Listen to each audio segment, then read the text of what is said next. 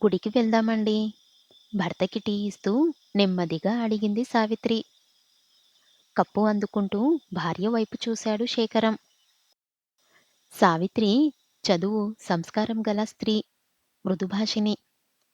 నిజానికి ఆమెను అడుగడుగున సాధించేది, వేధించేది తన తల్లే.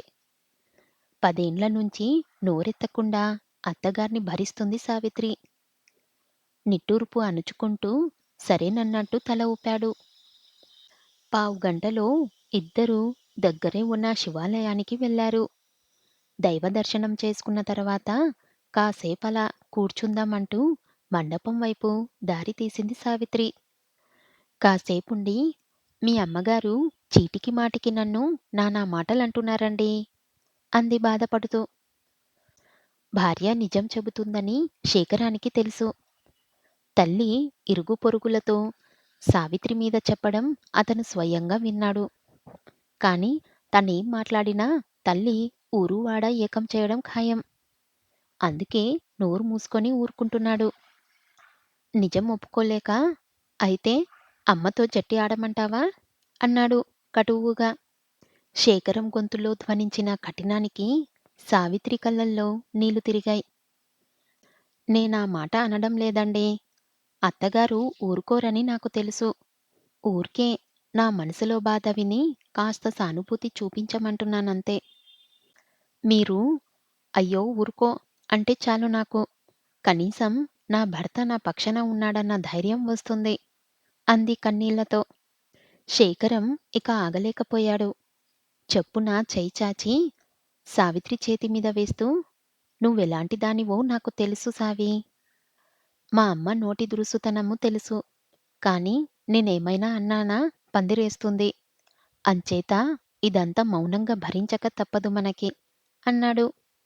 సావిత్రి మొహం వికసించింది. చాలండి, ఈ మాత్రం ఓదార్పు చాలు నాకు అంది. కాలచక్రంలో 10 ఏండ్లు గడిచాయి. సావిత్రి అత్తమామలు స్వర్గస్థులయ్యారు. పిల్లలు పెద్ద చదువుల్లోకొచ్చారు. ఓ రోజు సాయంత్రం సావిత్రి శేఖరం దగ్గరకొచ్చి, గుడికి వెళ్దామండి అంది. సడన్‌గా దేవుడి మీద ధ్యాస మళ్ళిందేమిటి? నవ్వుతూనే తయారయ్యాడు శేఖరం. గుళ్ళో దైవదర్శనం చేసుకున్నాక సావిత్రి మండపం వైపు దారి తీస్తూ ఉంటే అప్పుడు గుర్తుకొచ్చింది శేఖరానికి 10 ఏండ్ల కిందటి సంగతి. ఇప్పుడు మాట్లాడుకోవడానికి ఏముంది అనుకుంటూ వచ్చి కూర్చున్నాడు. ఒక్క క్షణం ఆగి సావిత్రే, మరో 3 ఏండ్లు పోతే మీకు 50 నిండుతాయి. ఈ వయసులో మీరు చేస్తున్న పని ఏమైనా బావుందా అంది మృదువుగానే. ఏం చేశాను ఆశ్చర్యంగా అన్నాడు శేఖరం. నిజానికి ఇంట్లో 4 గోడల మధ్య మాట్లాడుకోవాల్సిన మాటలివి. కాని మీకు కోపం వచ్చి గొంతు పెంచుతారేమోనని భయపడి ఇక్కడికొచ్చాను. మన పక్కవాట ఆర్ధోక్తిలో ఆపేసింది సావిత్రి. శేఖరానికి వెంటనే అర్థమైపోయింది. పక్కవాటలో కొత్తగా ఎవరో దిగారు. వాళ్ళ అమ్మాయి వసంతకి 30 దాటాయి. ఏ కారణం చేతనో ఇంకా పెళ్లి కాలేదు. సావిత్రిని అక్కా అంటూ రోజుకి 10 సార్లు తమ ఇంటికి వస్తుంటుంది. శేఖరానికి స్త్రీ లోలత్వం లేకపోయినా బావగారు అంటూ వసంత తన వైపు చూసే చూపుల్లో తేడా అతనికి ఇట్టే తెలిసింది. ఆ వయసులో సరదాగాను అనిపించింది. శేఖరం సరదా పసిగట్టిందేమో. సిగ్గులోలకబోయడం, చాల్లే బావా అంటూ భుజం మీద ఓ దెబ్బ వెయ్యడం దాకా ఎదిగింది. తమ ప్రవర్తనని మిగతా వాళ్ళు గమనిస్తున్నారన్న స్పృహ ఇద్దరికీ లేకుండా పోయింది. ఇక తను కల్పించుకోకపోతే లాభం లేదని నిశ్చయించుకొని శేఖరాన్ని గుడికి తీసుకొచ్చింది సావిత్రి. భార్య నేరుగా అడక్కపోయినా తన దోషాన్ని ఎత్తి చూపించినట్టే ఫీలయ్యాడు శేఖరం. ఆ పిల్లొచ్చి మీద పడుతూ ఉంటే నన్నేం చెయ్యమంటావ్? అయినా నేనిప్పుడు నిన్నొదిలేసి ఆ పిల్లతో లేచిపోవటం లేదు కదా అన్నాడు కోపంగా. ఆ పిల్లతో లేచిపోతే మాత్రమేనా తప్పు? ఎదిగిన పిల్లల ఎదురుగా సరసాలాడితే తప్పు కాదా? ఇది వాళ్ళ ప్రవర్తన మీద ప్రభావం చూపదా? వాళ్ళు దారి తప్పరా? అప్పుడా పాపం ఎవరిదవుతుంది? ప్రపంచమంతా ఎలా ఉన్నా తల్లిదండ్రి మాత్రం ఎంతో గొప్పగా ఉండాలని ప్రతి పిల్లలు కోరుకుంటారు. వాళ్ళ కళ్ళెదురుగానే చీప్‌గా ప్రవర్తిస్తుంటే వాళ్ళ దృష్టిలో మీ విలువ తగ్గిపోదా?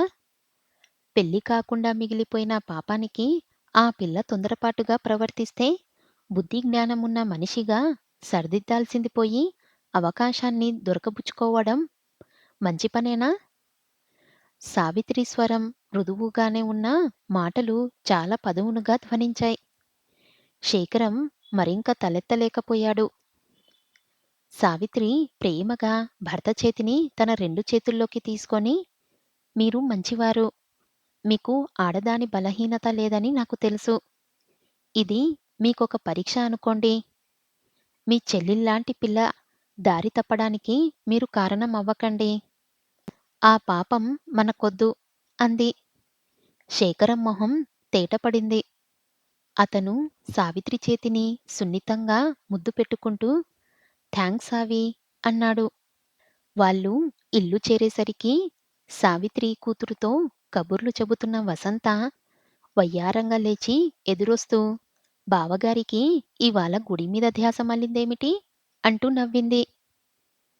శేఖరం ఒక్కసారి ఆ పిల్లవైపు దీర్ఘంగా చూసి, వసంత, మా మరదళ్ళు నన్ను బావా బావా అని పిలుస్తూనే ఉంటారు. నన్ను అన్నయ్య అని పిలిచేవాళ్ళు మాత్రం ఎవ్వరూ లేరు. నువ్వు నన్ను అన్నయ్య అని పిలవమ్మా అన్నాడు. ఆ మాట వింటున్నే వసంత మొహంలో కలవరం కనిపించింది. మరెప్పుడూ శేఖరంతో తేడాగా ప్రవర్తించలేదామె. మరో 15 ఏండ్లు గడిచాయి. శేఖరం రిటైరైపోయాడు. దంపతులిద్దరూ కొడుకు కోడలి దగ్గర కాలక్షేపం చేస్తున్నారు. ఓ రోజు సావిత్రి వచ్చి గుడికి వెళ్దామండి అంది. ఇద్దరూ బయలుదేరి ఆలయానికి వచ్చి శివదర్శనం చేసుకొని మండపం మెట్ల మీద కూర్చున్నాక సావిత్రి అంది. మీకు కోడలంటే చాలా కోపంగా ఉంది కదూ? అవును. ఆ అమ్మాయి ప్రవర్తన నాకేం నచ్చడం లేదు. అయిందానికి కాందానికి ఒకటే విసుగు. భర్తంటే కూడా లక్ష్యం లేదు. మనమిక్కడ ఉండటం ఇష్టం లేదేమో. వెళ్ళిపోదాం అని నీతో చెప్దాం అనుకుంటున్నా ఇంక. కోపంగా అన్నాడు శేఖరం. సావిత్రి నవ్వింది. అదేమీ కాదు. ఆ అమ్మాయికి మనమంటే చాలా గౌరవం, అభిమానం. సమస్యల్లా మీ కొడుకుతోనే వస్తుంది. ఆ! వాడేం చేశాడు? వాడికి పిల్లలొద్దంట. ఏవేవో కారణాలు చెబుతున్నాడంట. ఆ అమ్మాయికి పాపం పిల్లలంటే చాలా ఇష్టం. పిల్లల మాటెత్తితే అస్సలు దగ్గరికి రావద్దని చెప్పేస్తున్నాడంట. నాతో చెప్పుకొని ఏడ్చింది. ఆ చిరాకులో ఉంది తను. సానుభూతిగా అంది సావిత్రి. అయ్యో పాపం! ఆ అమ్మాయి ఎంత బాధపడుతుందో! నువ్వు నాకీ విషయం చెప్పి మంచి పని చేశావు సావి. లేకపోతే నేను ఆ పిల్ల మీద కోపం పెంచుకుంటూ ఉండేవాణ్ణి. సావిత్రి చేతిని తన చేతిలోకి తీసుకుంటూ అన్నాడు శేఖరం. మర్నాడు పొద్దున్నే అతను కొడుకుని పిలిచాడు. ఒరే నాన్నా! నిన్న రాత్రి తాతగారు నా కల్లో కనిపించార్రా! నాకు మనవడిగా పుట్టాలని ఉందంట మా నాన్నకి. వంశం పెరిగితేనే గాని పితృదేవతలకి విముక్తి లేదురా! అంటూ బాధపడ్డారు.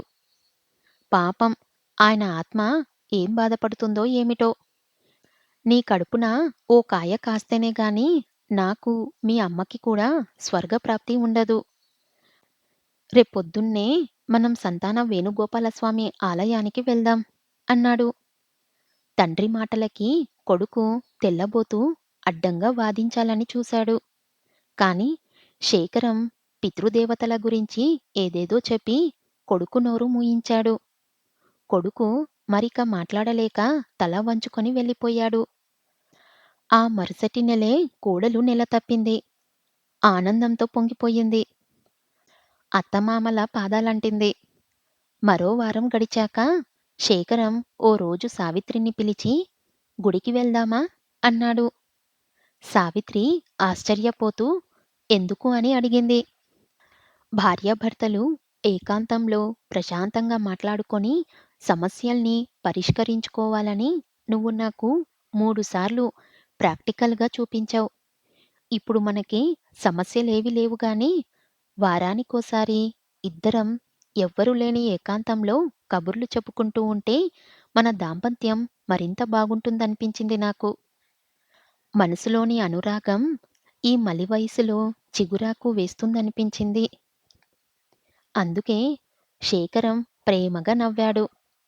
అంతకంటేనా? పదండి వెళ్దాం అంది సావిత్రి. తను కూడా నవ్వుతూ.